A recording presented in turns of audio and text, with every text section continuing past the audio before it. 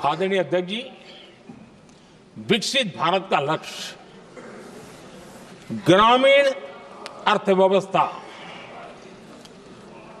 उसको सशक्त बिना किए बिना सेविका सहायिका मिनी बहनों से जुड़ी आज के इस वीडियो में हम एक नई अपडेट के बारे में बात करने वाले हैं, जो कि आप सभी सेविका सहायिका के लिए काफी महत्वपूर्ण होने वाली है।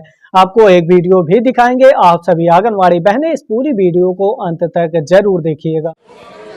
हम विकसित भारत का निर्माण नहीं कर सकते और इसलिए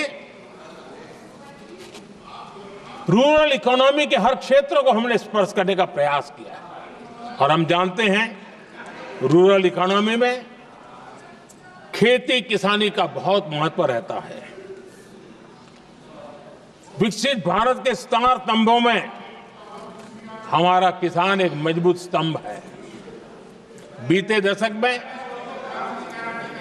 खेती के बजट में 10 गुना वृद्धि की गई है, 10 टाइम। 2014 के बाद की बात मैं बताता हूं और ये बहुत बड़ा जंप है। आदरणीय अध्यक्ष जी, आज जो लोग यहां किसान की बातें करते हैं, 2014 से पहले यूरिया मांगने पर लाठी पड़ती थी, रात रात कतारों में खड़ा रहना पड़ता था और वो जमाना था जब खाद किसानों के नाम पर निकलती थी लेकिन खेत में नहीं पहुंचती थी, कहीं और ही काले बाजारी में, और 1 रुपया 15 पैसा वाला हाथ की सफाई का खेल चलता था। आज किसान को पर्याप्त खाद मिल रही है। कोविड का महासंकट आया, सारी सप्लाई चेन डिस्टर्ब हो गई, दुनिया में अनाप शनाप दाम बढ़ गए और परिणाम ये हुआ क्या, क्योंकि हम यूरिया पर डिपेंडेंट हैं, हमें बाहर से लाना पड़ता है। आज भारत सरकार को जो बोरा यूरिया का 3000 रुपए में पड़ता है, सरकार ने वो झेला और किसान को 300 से भी कम कीमत पर दिया है, 300 रुपए से कम। किसान को ज्यादा से ज्यादा फायदा हो। पिछले 10 साल में 12 लाख करोड़ रुपया खर्च किया गया है।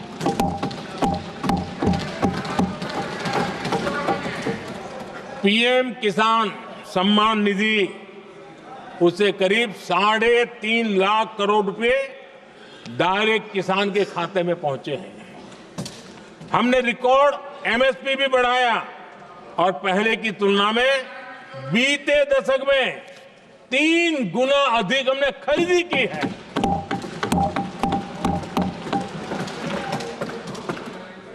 किसान को ऋण मिले, आसान ऋण मिले, सस्ता ऋण मिले, उसमें भी 3 गुना वृद्धि की गई है।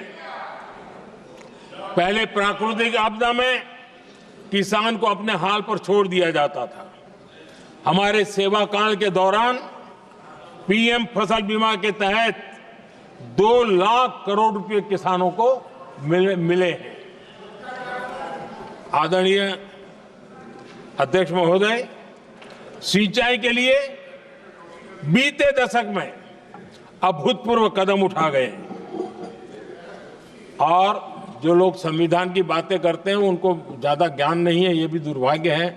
बहुत कम लोगों को मालूम होगा कि हमारे देश में डॉक्टर बाबा साहब आम्बेडकर ने पानी की योजनाओं को लेकर इतना उनका विजन क्लियर था, इतना व्यापक था और इतना समावेशी था, जो आज भी हम लोगों को प्रेरणा देता है। और 100 से बड़ी सिंचाई परियोजनाओं जो दशकों से लटकी हुई थी, हमने उसको पूरा करने का अभियान चलाया ताकि किसानों के खेत में पानी पहुंचे।